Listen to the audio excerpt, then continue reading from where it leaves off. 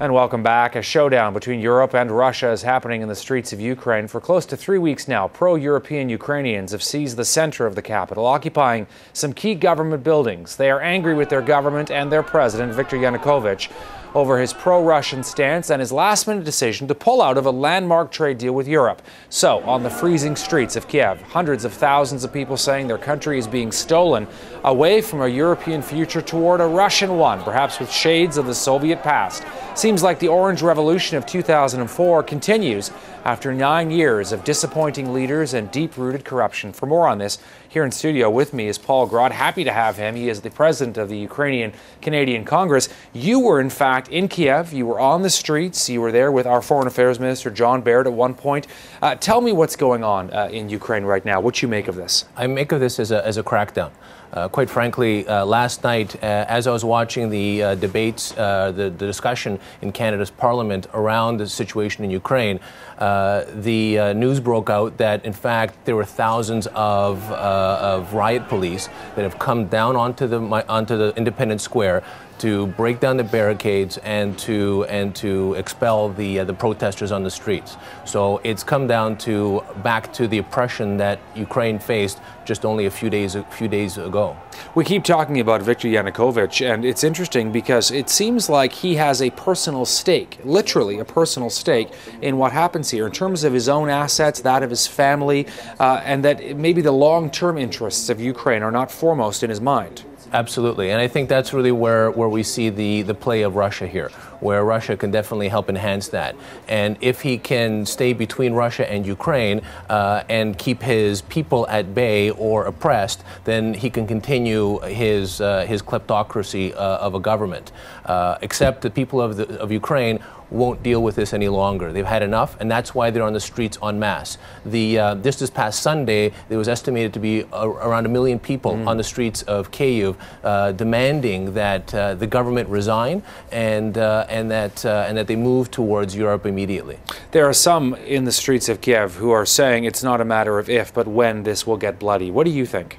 As I was shocked yesterday with just days after the OSCE meeting with top European officials in Ukraine, the president making commitments that he would not use force, literally demonstrated that he's not able to keep any promise and sent out the riot police. The people are not leaving. Watching it on the streets, it was quite amazing. They were afraid, but they were enthusiastic. And these were the people. They weren't the politicians. Famous pop singer Ruslana was the one who was cheering on the crowd and was begging the militia not to attack the people and begging the people to stay peaceful, and they were. Yet, nonetheless, they continued with force onto the Independence Square. And a lot of the things that we're seeing today is, although they have backed off slightly, what's happening is individual attacks on journalists, on civil society continues, where they're picking people off one by one, putting them in jail, and it's happening. Perhaps today not as blunt as it was last night, but it is happening. So it's becoming a police state again.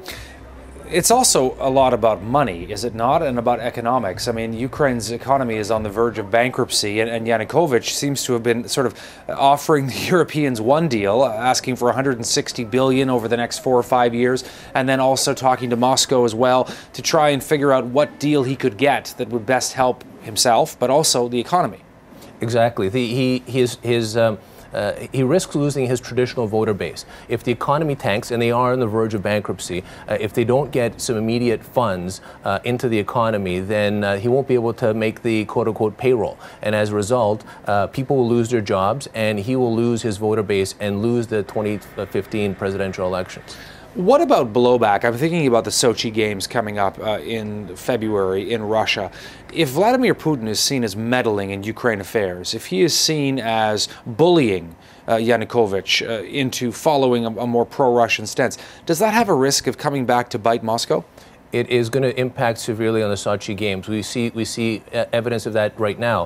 For example, the president of Germany has declared that he will be boycotting the Sochi Games precisely for what's going on in Ukraine and the bullying that Russia is undertaking. And in fact, we've made that recommendation to our government that perhaps that we need to reconsider whether the Prime Minister attends the Sochi Games or not. I mean, it's a delicate question because we want to support our athletes, but at the same time, we have to send a strong message to Moscow.